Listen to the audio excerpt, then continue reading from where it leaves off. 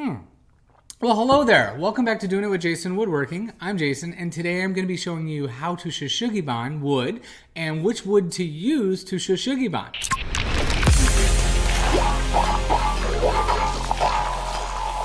If you haven't heard of shou-sugi-ban, it's the old Japanese effect of basically using some propane or any kind of gas, heating up that wood with flames, and burning it. It's really awesome process. It's been around for lots and lots and lots and lots of centuries. Do you think the French people call it shou-sugi-ban? Well, let me know in a comment down below if that is the case. But today I'm going to be showing you on some maple, on some walnut, on some oak, and of course on pine to show you what happens after you torch each one and what it looks like after the fact. And that way you help you maybe decide on what wood you want to use for your project. And if this is your first video you've seen of me, be sure to hit that subscribe button right there and hit the bell. That way you get notified. All right, so the first wood here we're gonna be trying it on is oak. This is just some scrap wood I had lying around, so let's see and give it a whirl what happens.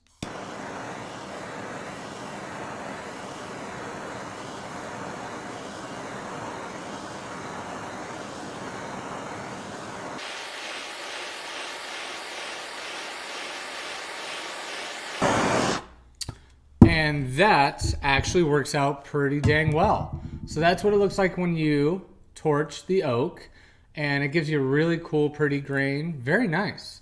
Not too bad. Now we'll try some maple. There you go. So this is just some maple scrap I had lying around. We're gonna do the same thing we did, and let's give it a whirl.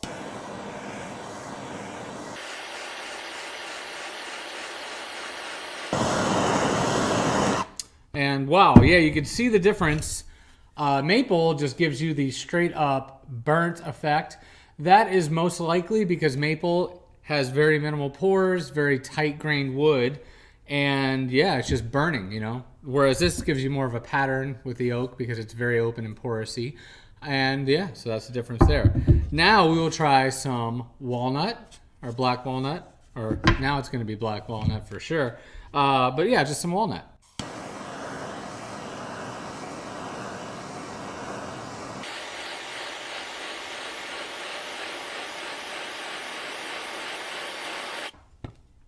All right, so yeah, walnut's very similar to the maple, other than you could actually still see the nice grain of the walnut going through it. It's kind of like you got the little specks that the grain has, so you have a little more open look to it.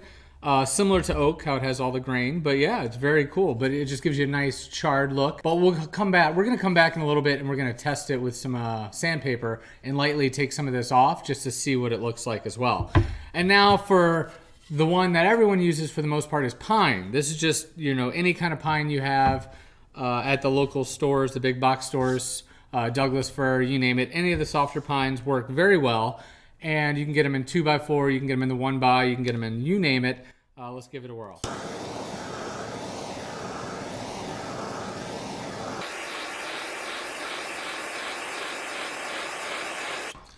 And there you go, as we all thought.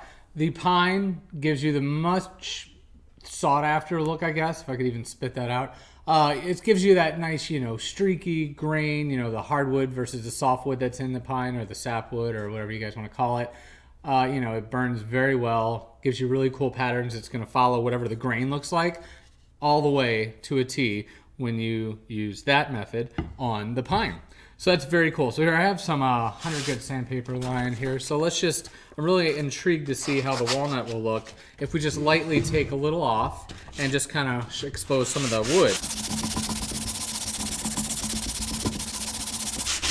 All right, I didn't sand too much. And let's see, I got this rag here. It really just smoothed it out and got rid of the charcoal on top. As you can see, you know, you get that on there. But once it's cleaned up, yeah, I think the walnut would actually look really cool. It's almost like natural stain look.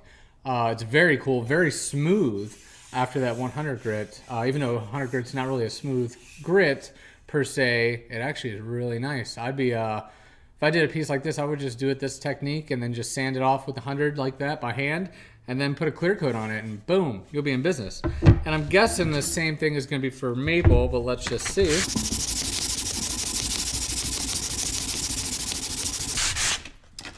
And then we'll wipe it off.